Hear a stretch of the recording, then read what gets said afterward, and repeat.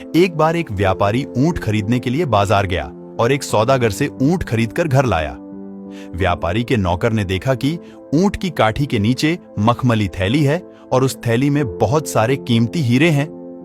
नौकर यह देखकर हैरान हो गया और दौड़कर मालिक के पास गया और बोला, मालिक, आप सिर्फ ऊंट ही नहीं लाए हो बल्कि बहुत सारे हीरे भी साथ लाए हो। व्यापारी ने कहा, लाओ वो थैली मुझे दो, मैं वापस करके आता हूं। नौकर ने कहा, मालिक कैसी बात करते हो, फ्री में माल मिला है और आप वापस करने की बात कर रहे हो। लेकिन व्यापारी नहीं माना और उस थैली को वापस करने के लिए चला गया।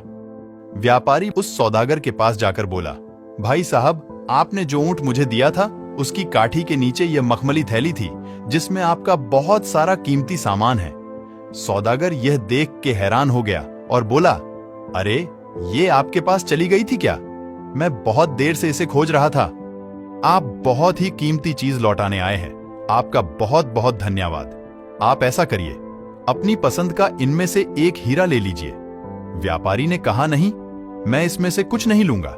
लेकिन सौदागर अड़ गया कि आपको लेना ही पड़ेगा।